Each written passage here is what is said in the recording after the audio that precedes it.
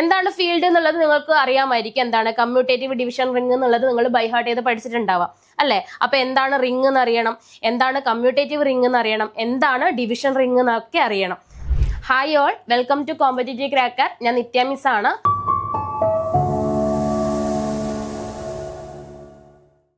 ഇന്ന് നമ്മൾ ഡിസ്കസ് ചെയ്യാൻ വേണ്ടി പോകുന്നത് സെറ്റ് മാത്തമാറ്റിക്സ് എക്സാമിലെ ഒരു ഇമ്പോർട്ടന്റ് ടോപ്പിക്കാണ്. എന്താണ്? ഫീൽഡാണ്.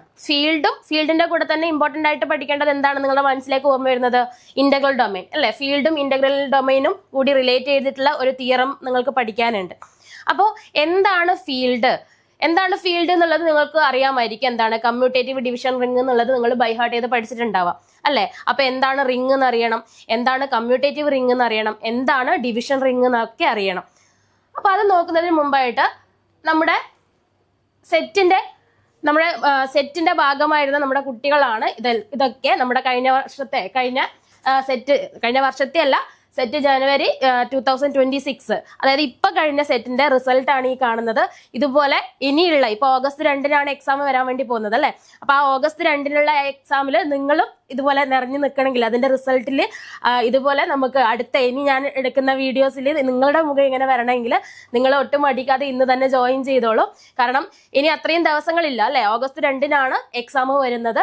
അപ്പോൾ ഇപ്പോഴേ തന്നെ പഠിച്ചു തുടങ്ങണം. നിങ്ങൾക്കറിയാം വാസ്റ്റ് ആയിട്ടുള്ള ഒരു സിലബസ് ആണ് അല്ലെ. എല്ലാ ടോപ്പിക്കും നമ്മൾ ഡിഗ്രി PG ലെവലിൽ പഠിച്ച എല്ലാ ടോപ്പിക്സും എവിടെ വരുന്നുണ്ട്? സെറ്റിൽ വരുന്നുണ്ട് അല്ലെ. ഡിഗ്രിയാണ് മെയിൻ ആയിട്ട്, അതിന്റെ കൂടെ PGയുടെ റിസൾട്ടും അല്ലെ. നമ്മൾ ഡിഗ്രിയിലുള്ള കാര്യം തന്നെ ബേസ് ആയിട്ട് നമ്മൾ എവിടെയും പഠിക്കുന്നുണ്ട്, PGയിലും പഠിക്കുന്നുണ്ട്. അപ്പൊ ആ കാര്യങ്ങളൊക്കെ വരുന്നുണ്ട്. ഡിഗ്രി പഠിക്കുന്നതും PG പഠിക്കുന്നതും മാത്സിന്റെ ടോപ്പിക്സ് ഒക്കെ വരുന്നുണ്ട്. വാസ്റ്റ് ആയിട്ടുള്ള സിലബസ് ആണ്. നമ്മൾ 5 വർഷം കൊണ്ട് പഠിച്ചതാണ്. നമ്മൾ ഈ ഒരു ചുരുങ്ങിയ കാലയളവിൽ ഓർത്തെടുത്ത് എല്ലാം നമ്മുടെ വരുതിക്കുള്ളിലാക്കേണ്ടത് അല്ലെ. അപ്പോൾ ഒട്ടും മടിക്കാതെ ഇന്ന് തന്നെ ജോയിൻ ചെയ്യുക. നിങ്ങൾക്ക് കൂടുതൽ ഡീറ്റെയിൽസ് അറിയണമെങ്കിൽ ആ കാണുന്ന നമ്പറിൽ 9746455514 ഈ നമ്പറിൽ വിളിച്ചാൽ നിങ്ങൾക്ക് എല്ലാ ഡീറ്റെയിൽസും, പുതിയ ബാച്ചിന്റെ ഡീറ്റെയിൽസ്, എങ്ങനെയാണ് ക്ലാസ്സസ് പോകുന്നത്, എപ്പോൾ മുതൽ സ്റ്റാർട്ട് ചെയ്യാൻ വേണ്ടി പറ്റും, ഇങ്ങനെയുള്ള കാര്യങ്ങളൊക്കെ നിങ്ങൾക്ക് ഈ നമ്പറിൽ വിളിച്ചാൽ അറിയാൻ വേണ്ടി പറ്റുന്നതാണ്. അപ്പൊ നമുക്ക് സമയം കളയേണ്ട, നമ്മുടെ ടോപ്പിക്കിലേക്ക് പോകാം. അപ്പൊ എന്താണ് റിംഗ് എന്നുള്ളത് നമുക്ക് ആദ്യം നോക്കണം അല്ലെ. റിംഗ് നോക്കണം, കമ്മ്യൂട്ടേറ്റീവ് റിംഗ് നോക്കണം, ഡിവിഷൻ റിംഗ് നോക്കണം. അപ്പൊ ആദ്യം റിംഗ് എന്താണെന്ന് നമുക്കൊന്ന് ഓർത്തെടുക്കാം. എന്താണ് ഇത്? ഇങ്ങനെയുള്ള ഒരു ഓൾജിബ്രൈക് സ്ട്രക്ചർ ആണ് റിംഗ് എന്ന് നിങ്ങൾക്കറിയാം. അത് എന്തൊക്കെ കണ്ടീഷൻസ് സാറ്റിസ്ഫൈ ചെയ്യണം? ഈ പറയുന്ന കണ്ടീഷൻസ് ഒക്കെ സാറ്റിസ്ഫൈ ചെയ്യണം. ഒരുപക്ഷെ നിങ്ങൾ ഒരു 9-10 കണ്ടീഷൻസ് ഇങ്ങനെ പഠിച്ചിട്ടുണ്ടാവാം അല്ലെ. അതിനൊക്കെ ചുരുക്കിയിട്ട് ഞാനൊരു 3 കണ്ടീഷനിൽ ഒതുക്കിയിട്ടുണ്ട്, നമുക്ക് പെട്ടെന്ന് ഓർക്കാൻ വേണ്ടി പറ്റുന്ന രീതിയിൽ. അപ്പൊ നോക്കാം. A ring R plus dot. അറിയാലോ, റിംഗ് പറയണമെങ്കിൽ അവിടെ 2 ബൈനറി ഓപ്പറേഷൻസ് വേണം. എന്തൊക്കെ?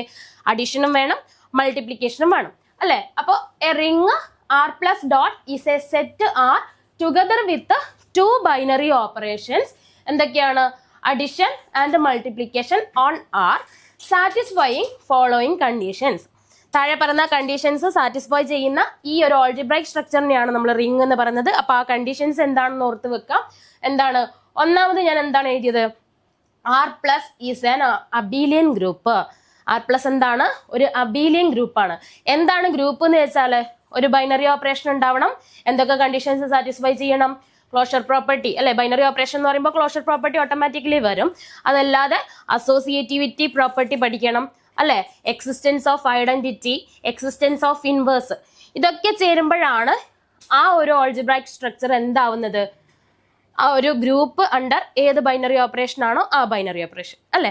അപ്പൊ ഇവിടെ ആർ എന്നുള്ളതാണ് ആ നോൺ എംപ്റ്റി സെറ്റ് കൊടുത്തിട്ടുള്ളത്. പ്ലസ് എന്ന് പറയുന്നതാണ്, അതായത് അഡിഷൻ ആണ് എന്ത്? അവിടുത്തെ ഓപ്പറേഷൻ, ബൈനറി ഓപ്പറേഷൻ. അങ്ങനെയാണെങ്കിൽ ആ ആർ പ്ലസ് അബീലിയൻ ഗ്രൂപ്പ് ആണെന്ന് പറയുമ്പോൾ, ഗ്രൂപ്പ് ആവണമെന്ന് പറഞ്ഞാൽ ഈ പറഞ്ഞ conditions associativity, identity, inverse exist ചെയ്യണം അല്ലെ. അബീലിയൻ എന്ന് വെച്ചാലോ കമ്മ്യൂട്ടേറ്റീവ് പ്രോപ്പർട്ടി ഉണ്ടാവണം. അതായത് അവിടുത്തെ ഏത് 2 എലമെന്റ് എയും ബിയും എടുത്തു കഴിഞ്ഞാലും A star B equal to B star A എന്ന് കിട്ടണം അല്ലെ. അതാണ് കമ്മ്യൂട്ടേറ്റീവ് പ്രോപ്പർട്ടി എന്ന് പറയുന്നത്. അവിടെ സ്റ്റാർ എന്നുള്ളതാണ് ബൈനറി ഓപ്പറേഷൻ ആണെങ്കിലാണ് അങ്ങനെ പറഞ്ഞത്. ഇവിടെ എന്താണ്? അഡിഷൻ ആണ് ബൈനറി ഓപ്പറേഷൻ ആയിട്ട് പറയുന്നത്.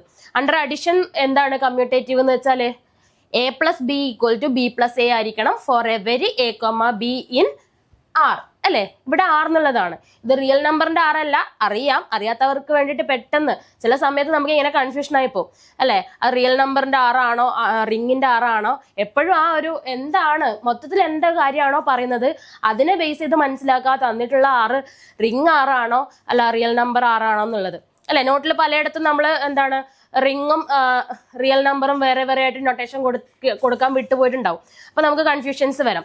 എക്സാമിനൊക്കെ കറക്റ്റ് ബോൾഡായിട്ടെങ്കിൽ ബോൾഡായിട്ട് അതിന്റെ നൊട്ടേഷൻ തന്നെ കൃത്യമായിട്ട് കൊടുത്തിട്ടുണ്ടാവും. അപ്പൊ ശ്രദ്ധിക്കാം. അപ്പൊ ആർ പ്ലസ് എന്താണ്? അബീലിയൻ ഗ്രൂപ്പ് ആയിരിക്കണം. സെക്കൻഡ് എന്താണ് പറഞ്ഞത്? Multiplication is associative. മൾട്ടിപ്ലിക്കേഷൻ എന്തായിരിക്കണം? അസോസിയേറ്റീവ് ആയിരിക്കണം.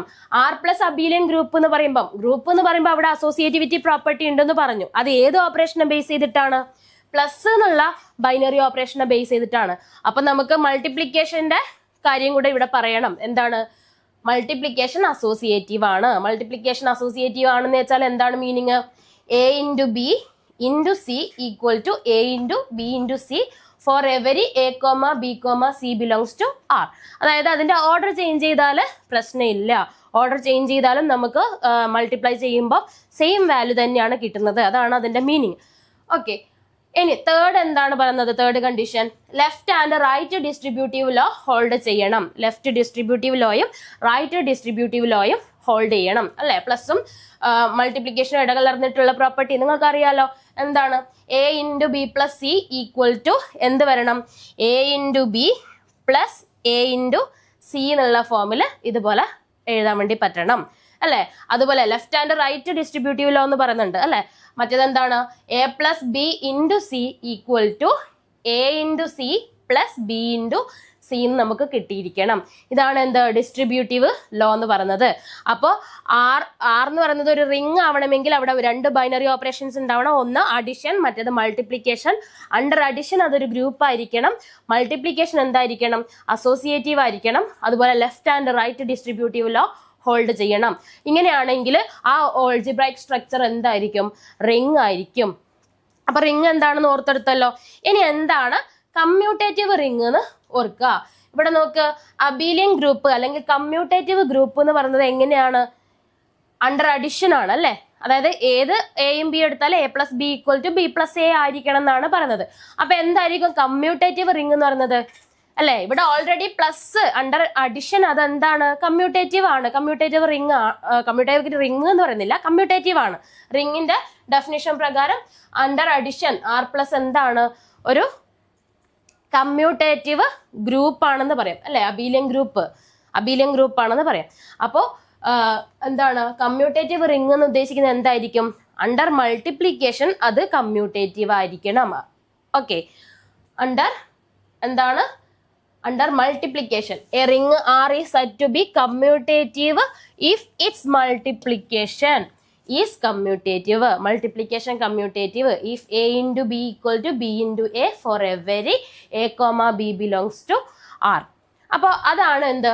കമ്മ്യൂട്ടേറ്റീവ് റിംഗ് എന്ന് പറയുന്നത്. ഓക്കെ, അപ്പൊ ഫീൽഡിന്റെ ഡെഫിനിഷൻ എന്താണ്? ഞാൻ ഒന്ന് ഓർക്കാൻ വേണ്ടി പറഞ്ഞത്.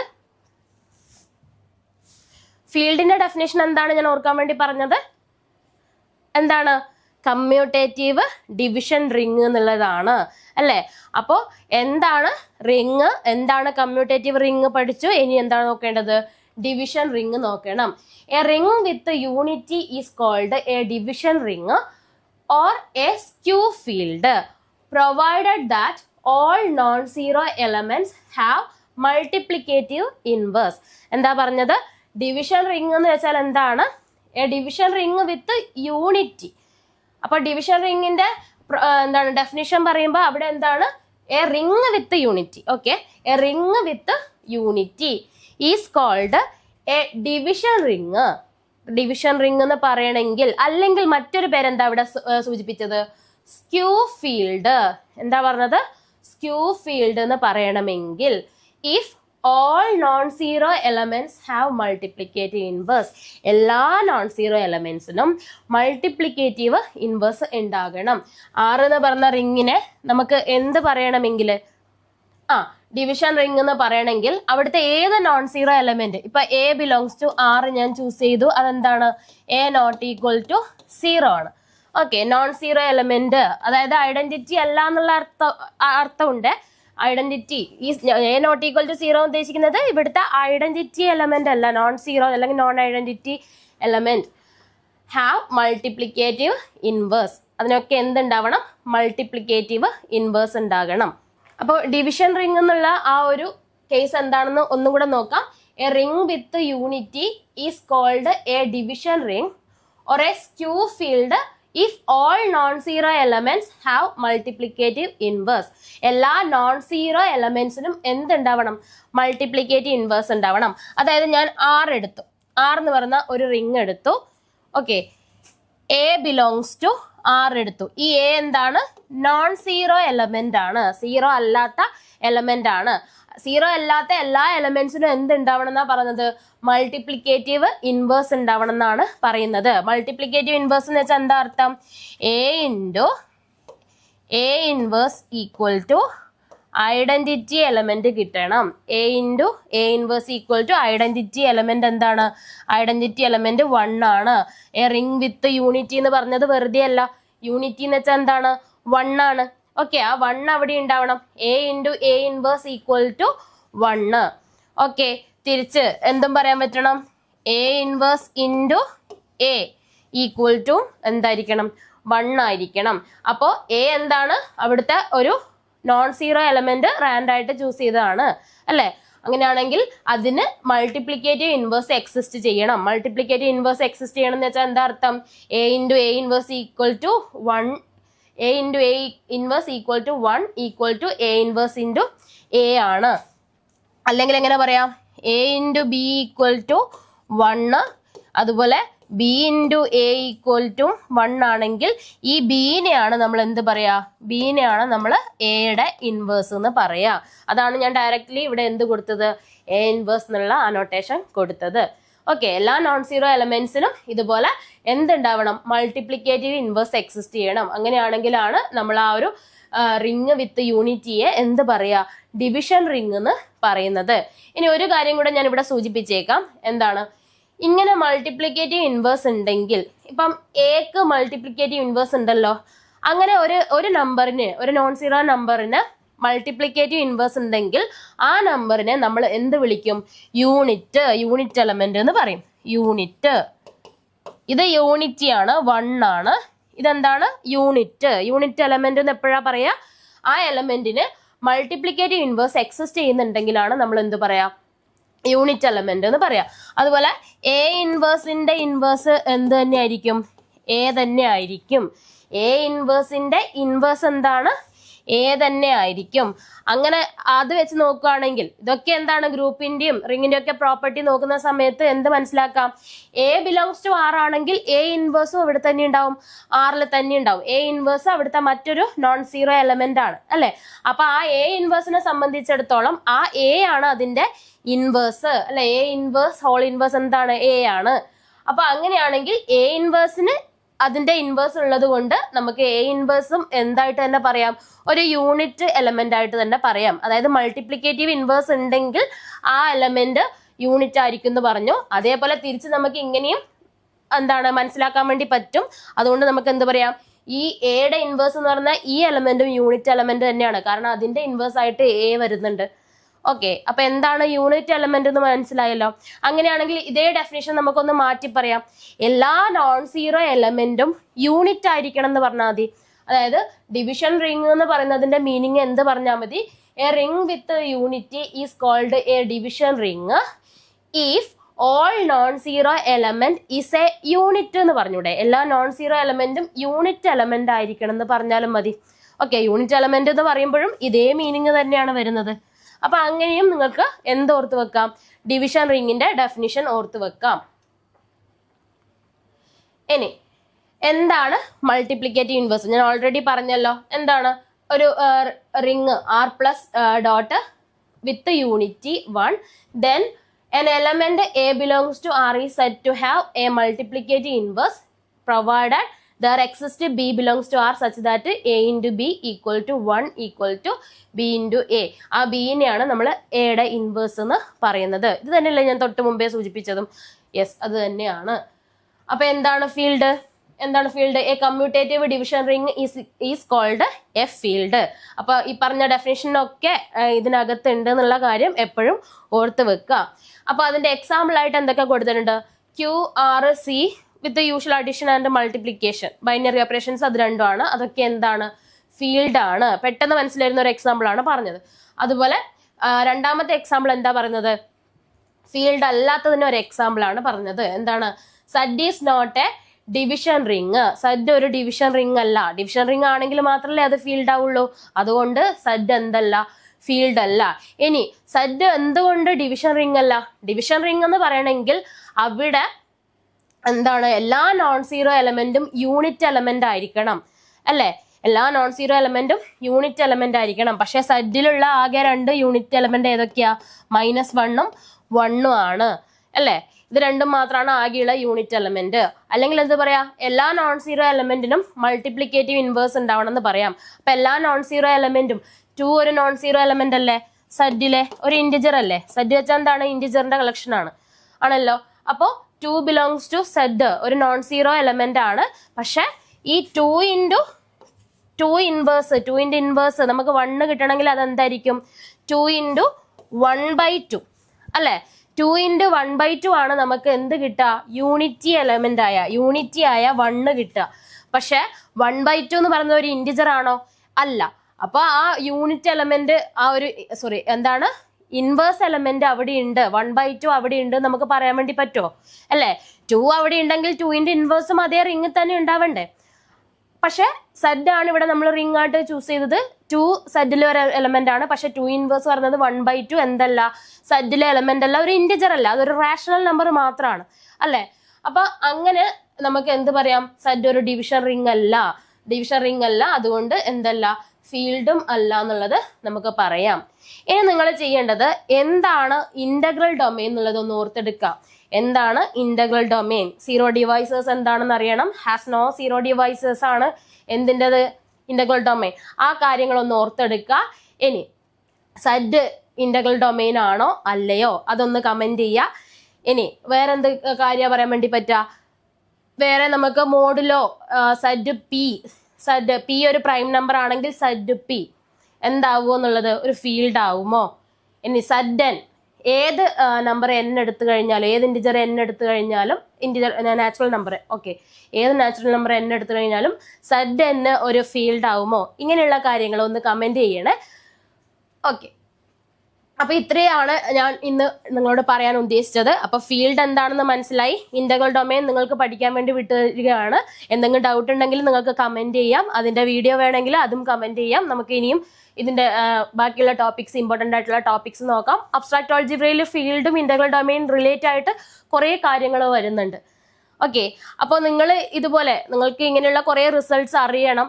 എന്നാൽ ഓഗസ്റ്റ് 2 എക്സാം ആയി. ഇനി അത്രയും ദിവസങ്ങൾ മാത്രമേ ഉള്ളൂ. ഇത്രയും വാസ്റ്റ് ആയിട്ടുള്ള സിലബസ് നിങ്ങൾക്ക് ഈ ഒരു ചുരുങ്ങിയ സമയം കൊണ്ട് പഠിച്ചെടുക്കാൻ വേണ്ടി പറ്റുമോ എന്നൊക്കെ ഉള്ള ഡൗട്ടും കൊണ്ടാണ് നിങ്ങൾ ഇരിക്കുന്നതെങ്കിൽ നിങ്ങൾക്ക് വേണ്ടിയിട്ട് നമ്മൾ പുതിയ ബാച്ച് സ്റ്റാർട്ട് ചെയ്തിട്ടുണ്ട്. എന്താണ്? 45 ഡേ എലൈറ്റ് ബാച്ച് ആണ്. 45 ഡേയ്സ് കൊണ്ട് ഇത്രയും വാസ്റ്റ് ആയിട്ടുള്ള സിലബസ് ഈസി ആയിട്ട് എങ്ങനെ എക്സാം ഓറിയന്റഡ് ആയിട്ട് പഠിക്കണം, എങ്ങനെ നമ്മൾക്ക് ആ ഈ ഒരു 45 ഡേയ്സ് കൊണ്ട് എക്സാം നന്നായി എഴുതാം, നമുക്ക് വിജയത്തിലേക്ക് എത്താം. അത്രയും കാര്യങ്ങൾ നിങ്ങൾക്ക്, അതായത് വിജയത്തിലേക്ക് എത്തണം, നിങ്ങൾക്ക് സെറ്റ് ഈ ഒരു വർഷം തന്നെ നിങ്ങൾക്ക് സെറ്റ് നേടിയെടുക്കണം എന്നുള്ള ആഗ്രഹം ഉണ്ടെങ്കിൽ നിങ്ങൾ എന്ത് ചെയ്യുക? ഈ 45 ഡേയ്സ് ബാച്ചിലേക്ക് ജോയിൻ ചെയ്യുക. നേരത്തെ പറഞ്ഞ അതേ നമ്പറിൽ 9746455514 ഈ നമ്പറിൽ വിളിച്ചാൽ നിങ്ങൾക്ക് ഇതിന്റെ ഡീറ്റെയിൽസ് ഒക്കെ അറിയാം. അപ്പോൾ ഒട്ടും സമയം വഹിക്കേണ്ട. ഓരോ ദിവസം കഴിയുന്തോറും പഠിക്കാനുള്ള സമയം കുറഞ്ഞു വരികയാണ്. വാസ്റ്റ് ആയിട്ടുള്ള സിലബസ് നിങ്ങൾക്ക് 45 ഡേയ്സ് കൊണ്ട് നിങ്ങളിലേക്ക് എത്തിക്കാം എന്നാണ് നമ്മൾ തരുന്ന ഉറപ്പ്. അപ്പോൾ ഒട്ടും വൈകിക്കേണ്ട, ജോയിൻ ചെയ്യുക. നിങ്ങൾക്ക് ലൈവ് ക്ലാസ്സസും എക്സാംസും ഒക്കെ ഉണ്ടാകും. അതുപോലെ നിങ്ങൾ ഇതുപോലെയുള്ള സെറ്റോ അങ്ങനെയുള്ള എക്സാംസിനൊക്കെ നിങ്ങൾ പ്രിപ്പയർ ആവുന്നവരാണെങ്കിൽ നിങ്ങൾ തീർച്ചയായും നമ്മുടെ CCയുടെ ആപ്പ് ഡൗൺലോഡ് ചെയ്ത് വെക്കുക. അവിടെ കുറേ ഫ്രീ മോക്ക് ടെസ്റ്റ് ഉണ്ട്, പല ഗ്രൂപ്പിലേക്കുള്ള ലിങ്ക്സും കാര്യങ്ങളൊക്കെ നിങ്ങൾക്ക് അവിടെ കിട്ടും. അപ്പോൾ നിങ്ങൾ ഒട്ടും വൈകാതെ എന്തും കൂടി ഡൗൺലോഡ് ചെയ്യുക, നമ്മുടെ CC ആപ്പും കൂടെ ഡൗൺലോഡ് ചെയ്യാം. നമ്മുടെ CCയിലുള്ള മുഴുവൻ കോഴ്സുകളുടെയും ലിസ്റ്റ് നിങ്ങൾക്ക് അവിടെ കാണും. അതിൻ്റെയൊക്കെ mock test, free mock test, ഞാൻ ഒന്നും കൂടെ പറയാണ്, ഫ്രീ മോക്ക് ടെസ്റ്റ് നിങ്ങൾക്ക് അവിടെ നിങ്ങൾക്ക് കാണാം.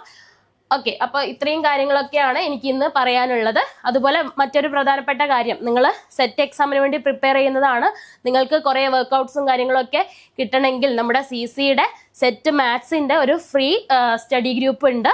അപ്പോൾ ആ ഫ്രീ സ്റ്റഡി ഗ്രൂപ്പ് വാട്സപ്പ് ഗ്രൂപ്പാണ്, അതിൻ്റെ ലിങ്ക് ഞാൻ ഡിസ്ക്രിപ്ഷൻ ബോക്സിൽ കൊടുക്കാം. അപ്പോൾ അതിൽ കയറിയിട്ട് ഒന്ന് എത്രയും പെട്ടെന്ന് ജോയിൻ ചെയ്തോളൂ. അപ്പോൾ നിങ്ങൾക്ക് മനസ്സിലാവും എന്തൊക്കെ വർക്കൗട്ട്സ് കൊടുക്കുന്നുണ്ട്, എങ്ങനെയൊക്കെയാണ് ക്ലാസ് എന്നുള്ളത്. പിന്നെ ബാക്കിയുള്ള കാര്യങ്ങളൊക്കെ നിങ്ങൾക്ക് നോക്കണമെങ്കിൽ നിങ്ങൾക്ക് ആ ഗ്രൂപ്പിൽ കയറിയാൽ മനസ്സിലാവും. അപ്പോൾ ഒട്ടും സമയം കളയണ്ട. നിങ്ങൾ ഈ വീഡിയോ കാണുന്നവർ സെറ്റ് ക്വാളിഫൈ ചെയ്തവരാണ്, ഇനി വേറെ എക്സാം എഴുതുന്നവരാണെങ്കിൽ നിങ്ങളുടെ ഫ്രണ്ട്സ് ആരെങ്കിലും സെറ്റ് എക്സാമിന് വേണ്ടി പ്രിപ്പയർ ചെയ്യുന്നുണ്ടെങ്കിൽ അവർക്ക് ഷെയർ ചെയ്ത് കൊടുക്കുക. മറക്കരുത്. ഈ ചാനൽ ഫോളോ ചെയ്യുക, സബ്സ്ക്രൈബ് ചെയ്യുക. Thank you.